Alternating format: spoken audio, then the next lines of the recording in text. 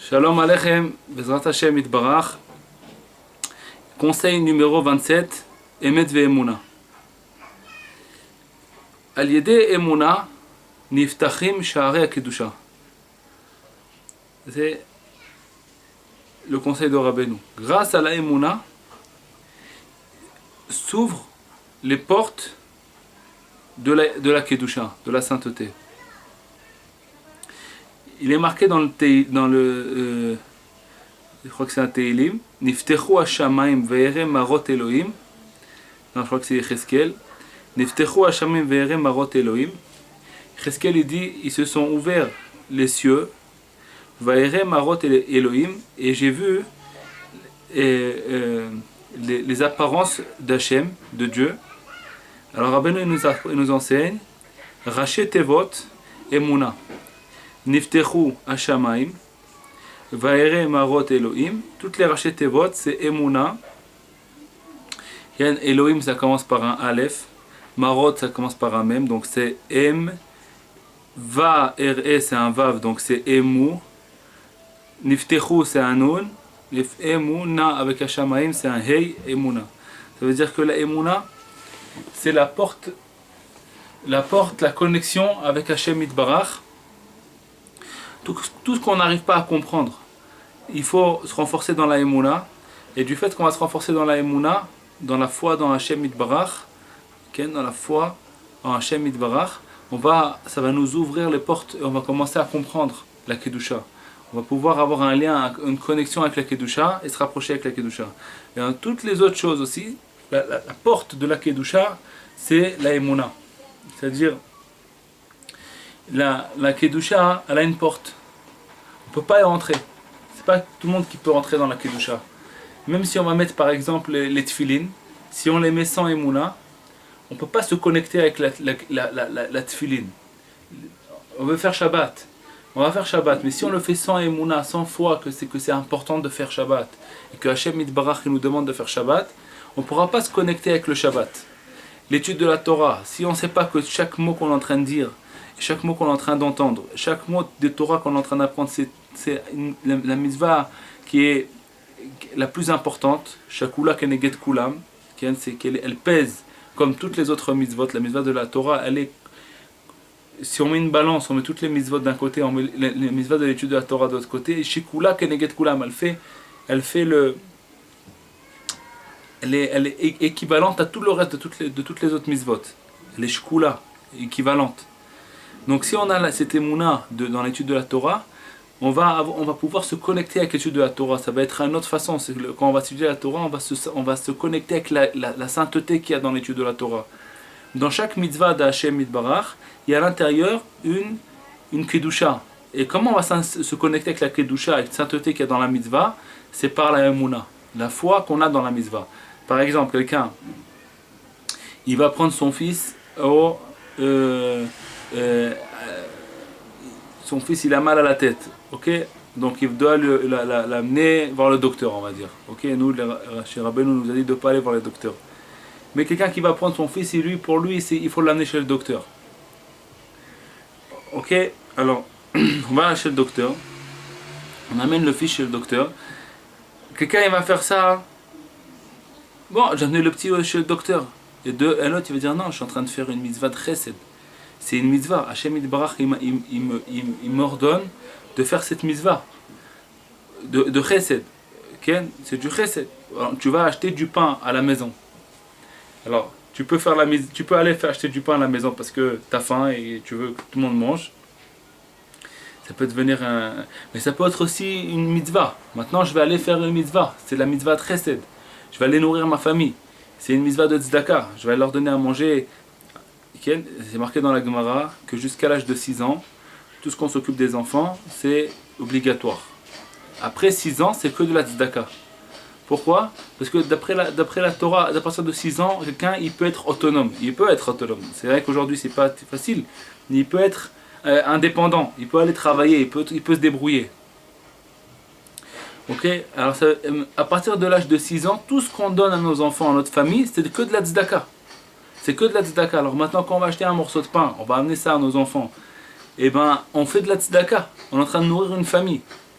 Ok, donc ça, on peut aller acheter ce morceau de pain là sans rien penser, ou alors on peut rentrer dans la émouna qu'il y a dans cet acte que je vais aller acheter du pain, hein, il y a une mitzvah, il y a une mitzvah dedans, et je m'attache avec la émouna que je sais que cette mitzvah elle est très importante, très chère aux yeux d'Hachem Yitbarach. Alors je m'attache avec la mitzvah du chesed, c'est ce que je suis en train de faire. La même chose. Quand on va aller acheter maintenant, on va dire on va aller mercredi ou alors jeudi, on va aller acheter, faire les courses pour le Shabbat. Rabbi Nathan nous dit que quand on va faire les courses pour le Shabbat, chaque pas qu'on fait pour aller faire les courses pour le Shabbat, il y a de ça des yichoudim qui se font dans le ciel. Des yichoudim, ça veut dire des unions. Quand on fait une mitzvah, il faut savoir que toutes les mitzvot qu'on fait, c'est pour les achet kutsha beruchu shrinte, c'est pour attacher à Kadosh Baruch Hu avec la shrina. Donc quand on va aller faire une mitzvah, à chaque mitzvah qu'on fait, on engendre un yichoud dans le ciel. Et d'aller, ce yichoud qui se fait, d'aller faire les courses du Shabbat, c'est immense. Maintenant, quelqu'un il peut le faire sans émouna, et quelqu'un il peut le faire avec une émouna. Il rentre sa tête dans la émouna, il rentre son cœur dans la émouna, il sait qu'il y a dedans, je vais faire les courses pour le Shabbat. C'est la porte de la kedusha, c'est la émouna. Quand je vais faire les courses pour le Shabbat, c'est quelque chose de très grand. Alors je m'attache avec la kedusha qu'il y a dans les courses du Shabbat, c'est une autre chose. C'est une autre dimension. C'est plus les mêmes courses qu'avant. Pourquoi? Parce que je suis rentré dans la porte de la kedusha grâce à la émouna. Maintenant je suis attaché avec la kedusha, avec la sainteté qu'il y a dans la mitzvah de faire les courses pour le Shabbat. Quelqu'un va se brosser les dents le matin. Il se brosse les dents. Quand on se brosse les dents, on ne peut pas prononcer le nom d'Hachem sans se laver la bouche avant. À part Yom Kippour, on n'a pas le droit de se laver les dents. Et puis Tisha B'Av, on n'a pas le droit de se laver les dents. C'est 2 jours dans l'année, on ne peut pas se laver les dents, on ne peut pas se laver la bouche. On n'a pas le droit de rentrer de l'eau dans notre bouche. À part ces 2 jours-là, tous les autres jours de l'année, on n'a pas le droit de prononcer le nom d'Hachem sans nettoyer notre bouche avant. Avant de se réveiller, hein, la bouche remplie de glaire, tout ça, il faut nettoyer. Alors quelqu'un il peut faire ça automatique parce qu'il veut le faire. Mais un autre il peut rentrer dans la kedusha. Maintenant je vais aller prononcer le nom d'Hachem, j'ai besoin de laver ma bouche avant. Il faut que je fasse une mitzvah. On se lave la figure aussi. On peut pas prier devant Hachem si on a la figure toute sale. Pourquoi? C'est pas correct. Si on aurait vu quelqu'un, n'importe qui, on se serait lavé la figure avant. Alors à plus forte raison, si on veut prier devant Hachem, on doit se laver la figure avant. Alors on peut le faire parce qu'on veut se laver la figure. Ou alors on peut le faire aussi parce que maintenant on va aller prier. Ça devient une autre dimension. On rentre dans la kedusha. De se laver la figure, c'est une mitzvah pour Hachem Yitbarach. Pourquoi je me lave la figure? Parce que je dois prier maintenant. C'est là l'heure de la prière. Je me suis réveillé le matin. C'est l'heure de la prière. Je vais me laver la figure, je vais me laver la bouche, je vais me laver les mains. Tout ça, c'est pourquoi? C'est pour aller prier Hachem Yitbarach. Donc on rentre avec la Emouna, on rentre dans une autre dimension. Une dimension dans la sainteté. Et c'est quoi la porte qui nous fait rentrer dans cette sainteté de toutes les mitzvot qu'on fait? C'est la émouna, quand on croit dans ce qu'on est en train de faire. On croit dans la sainteté de ces choses-là. Si on ne croit pas dans la sainteté de ces choses-là, eh ben, on ne peut pas connecter à eux. Okay? Si on ne croit pas dans les tefilines, on ne peut pas connecter aux tefilines. Si on ne croit pas dans le Shabbat, on ne peut pas connecter au Shabbat. Si on ne croit pas à la prière, on ne peut pas connecter à la prière. Si on ne sait pas qu'on est en train de faire plaisir à Hachem quand on fait la prière, eh ben, on ne peut pas connecter à la sainteté de la prière. Alors il faut jeter notre cerveau, parce que chacun il a toujours des questions, des trucs qui l'empêchent de s'approcher à la Emouna. Et pour rentrer dans la Emouna, il faut être simple. C'est quoi un simple? Un simple, c'est pas quelqu'un qui ne s'est pas posé de questions. Okay? Ça, c'est pas un simple. Ça, c'est pas quelqu'un de simple. Quelqu'un qui ne s'est pas posé de questions, c'est à un autre niveau. Ça. C'est un bête, il ne s'est pas posé de questions. Quelqu'un de simple, c'est quelqu'un qui peut poser des questions, mais qui sait qu'il n'y a pas besoin de poser des questions. Parce qu'il comprend que Hachem Yitbarach il est infini et que de toute façon on ne pourra jamais comprendre avec notre cerveau limité, on ne pourra pas le comprendre. Donc on n'a pas besoin de poser de questions. D'un autre côté, on a une mitzvah, Rabbi nous dit dans l'écouté Moran, mitzvah gdola lechadet et asechel, une grande mitzvah d'aiguiser notre cerveau. Ça, c'est dans les questions qu'on peut répondre. Parce qu'il y a 2 sortes de questions. Il y a des questions qu'on peut répondre et des questions qu'on ne peut pas répondre. Donc ceux qu'on peut répondre, il y a une mitzvah d'aiguiser notre cerveau et de réussir à comprendre la chose.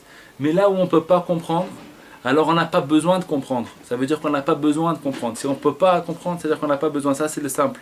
Quelqu'un qui est simple.